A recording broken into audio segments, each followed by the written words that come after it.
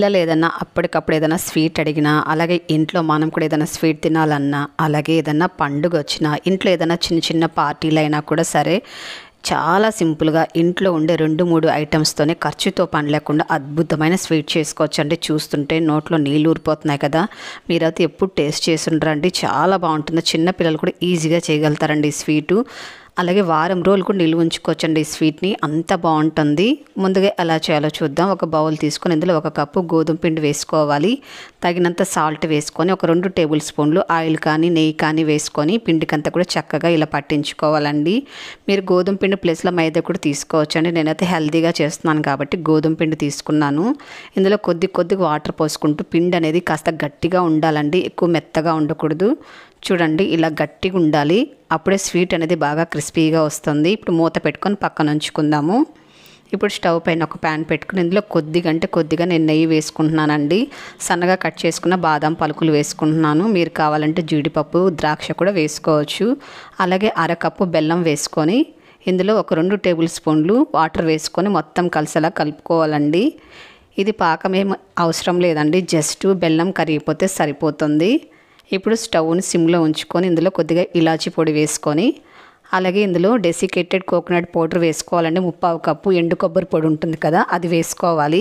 మీ దగ్గర ఎండు కొబ్బరి పొడి లేనట్లయితే మీరు ఎండు కొబ్బరి కూడా మిక్సీకి వేసుకొని కూడా పొడి చేసుకొని కూడా వేసుకోవచ్చండి. 1/2 కప్పు బెల్లంకి 3/4 కప్పు కొబ్బరి అయితే కరెక్ట్గా సరిపోతుందండి. ఇది కాస్త దగ్గరకు వస్తే సరిపోతుంది. స్టవ్ ఆపుకొని దీన్ని చల్లారి పెట్టుకుందాము.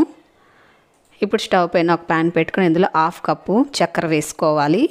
అలాగే 1/2 కప్పు వాటర్ వేసుకొని ఇది మనము పాకం చేసుకోవాలండి. మనం జామున్ చేస్తాం కదండి, జిగురు పాకం అలాగుంటే సరిపోతుందండి. మరి ఎక్కువ జిగురుగా ఉండకూడదు. జస్ట్ చేతితో పట్టుకుంటే కాస్త జిగురుగా ఉంటే సరిపోతుందండి.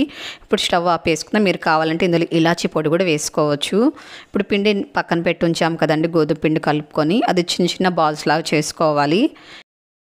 చపాతీ పీట పైన పెట్టుకొని కొద్దిగా పొడిపిండి చల్లుకుంటూ బాగా పలచగా ఒత్తుకోవాలండి. ఎంత పలచగా వస్తే అంత పలచగా ఒత్తుకోవాలి. పిండి అనేది మనం గట్టిగానే కలిపి ఉంచాం కాబట్టి బాగా పలచగా ఒత్తుకోవచ్చండి.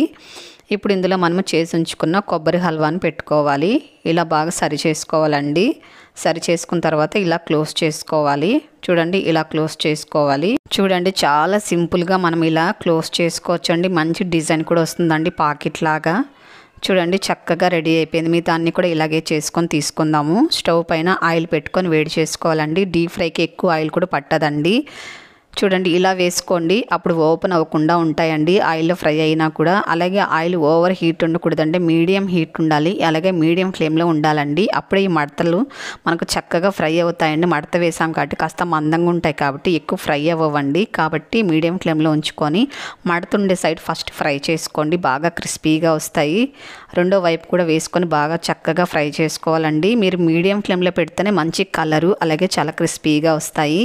అన్నీ కూడా ఫ్రై చేసుకొని ఇప్పుడు మనం చక్కెర పాకం రెడీ చేసాం కదండి, అందులో వేడిగా వేసేసుకోవాలండి.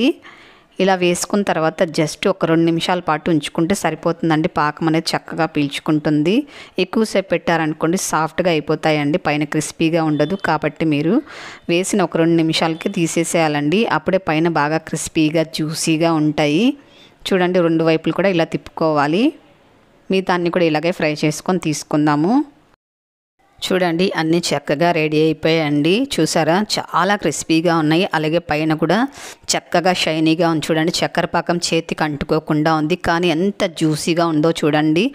అలాగే చాలా క్రిస్పీగా కూడా ఉంటుంది. లోపల సాఫ్ట్గా పైన క్రిస్పీగా చాలా బాగుంటుందండి.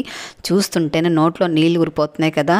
అయితే మరెందుకు ఆలస్యం, మీరు కూడా ఒకసారి ఇలాగే ట్రై చేసి టేస్ట్ ఎలాగుందో తప్పకుండా కామెంట్ చేయండి. అలాగే ఇంత మంచి స్వీట్కి తప్పకుండా ప్లీజ్ లైక్ చేయండి. అప్పుడే ఈ వీడియో అందరికీ చేరువవుతుందండి. అలాగే సబ్స్క్రైబ్ చేయండి.